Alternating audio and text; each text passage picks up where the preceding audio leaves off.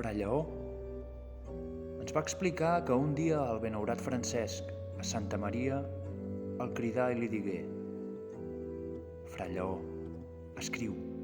Ell respongué: «Estic preparat». Diu Sant Francesc: «Escriu quina és la veritable alegria». Ve un missatger i diu que tots els mestres de París han vingut a l'ordre. Escriu: no és la veritable alegria. I també que tots els prelats ultramuntans, els arquebisbes i els bisbes, i també que el rei de França i el rei d'Anglaterra. Escriu: no és la veritable alegria. També que els meus frares han anat als infidels i els han convertit tots a la fe. També que tanta gràcia tinc de Déu que guareixo els malalts i faig molts miracles. Et dic que en totes aquestes coses no hi ha veritable alegria.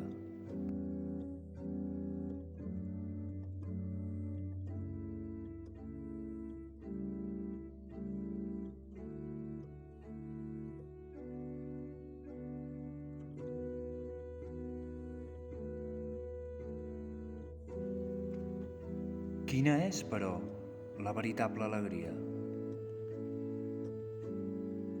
Torno de Perusa i de negra nit arribo aquí. I és temps d'hivern, fangós i tan fred que es fan caramells d'aigua freda congelada a les extremitats de la túnica i colpegen sempre les cames i la sang raja de les ferides. I completament dins el llot, el fred i el glaç, arribo a la porta i en haver trucat, ve el germà i pregunta: «Qui hi ha?» I jo responc: «Fra Francesc». I ell diu: «Ves, no és una hora decent d'anar pel món, no entraràs pas». I en insistir de nou respon: «Vés-te'n! Tu ets simple i il·letrat, ja no vens amb nosaltres. Nosaltres som tants i tals que ja no et necessitem». I jo, de nou, dempeus a la porta, dic: «Per amor de Déu, acolliu-me aquesta nit».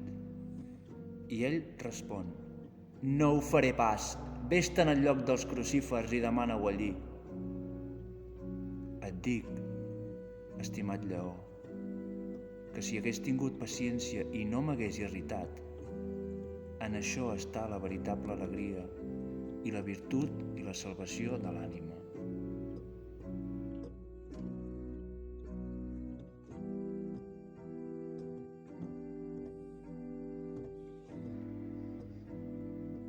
I ara, escolta l'acabament, fra Lleó. Sobre totes les gràcies i dons de l'Esperit Sant que Crist atorga als seus amics, hi ha el de vèncer-se a si mateix i el de suportar de bon grat les penes, les injúries, els oprobis i humiliacions per amor de Crist.